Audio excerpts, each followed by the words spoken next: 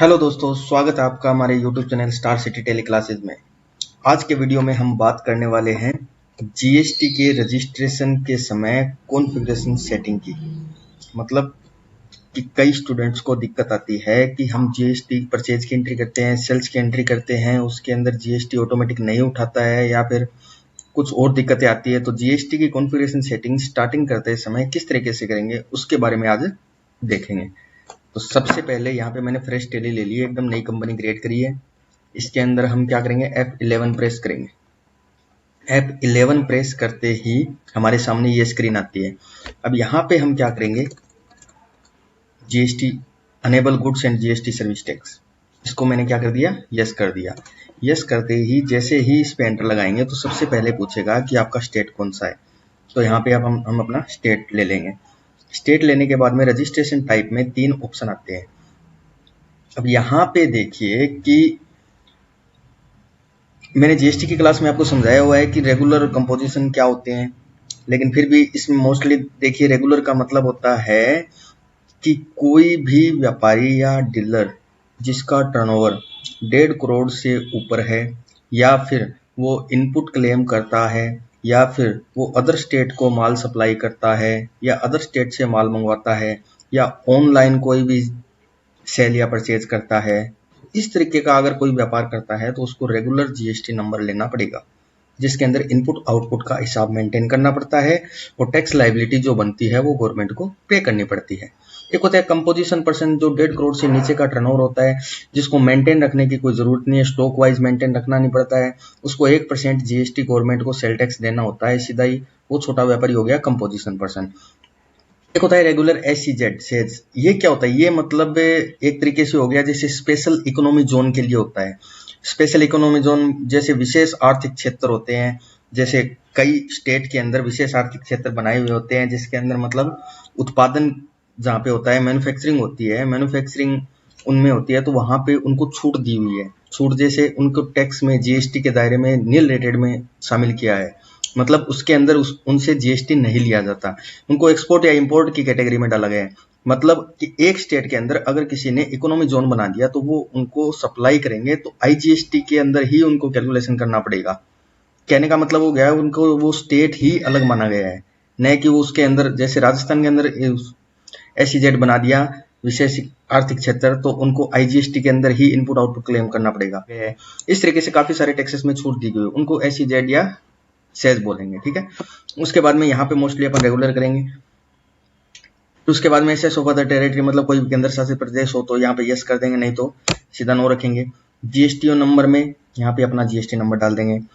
अब क्या है, ये रिटर्न के अंदर क्वार्टरली और मंथली, ये भी मैंने समझाया हुआ है पूरी डिटेल।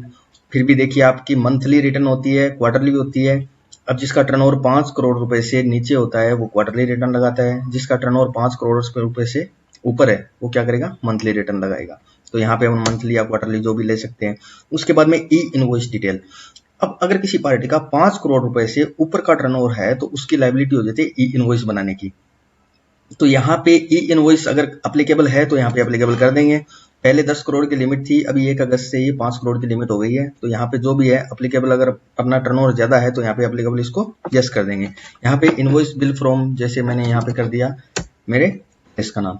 अब यहाँ पे ईवी बिल, अब ईवी बिल तो सब पे एप्लीकेबल होता है, तो यहाँ पे इसको अपने को यस करना पड़ेगा। डेट जो अपनी कंपनी के है 22 है 21 है जो भी है वो यहाँ पे डेट दे देंगे।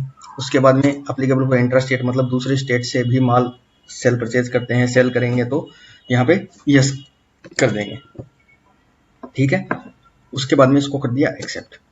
एक्सेप्ट करने के बाद में यहाँ पे ये अपनी जीएसटी कॉन्फ़िगरेशन होगी। उसके जस्ट नीचे set alter company GST rate and other detail आता है। अगर हमने इसको यस कर दिया तो यहाँ पे देखिए एचएसएन डिटेल की डिटेल है। अब सबसे पहले क्या है इसके अंदर, लिस्ट ऑफ एक्शन के अंदर नोट डिफाइन।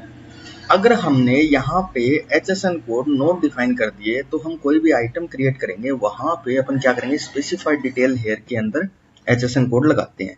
अब यहाँ पे हमने अगर स्पेसिफाइड डिटेल हेयर के अंदर एचएसएन कोड लगा दिए, जैसे स्पेशल कोड, ये किन कंपनियों के काम की चीज है कि, या कोई भी फर्म होती है, कंपनी होती है जिनमें कोई मतलब मोस्टली 2 4 5 प्रोडक्ट होते हैं जिनमें वो पहले से ही डिफाइन करके छोड़ देते हैं कि हाँ भाई हमारा एचएसएन कोड फिक्स है, यही रहेगा, यही आइटम का अपने को बिजनेस करना है।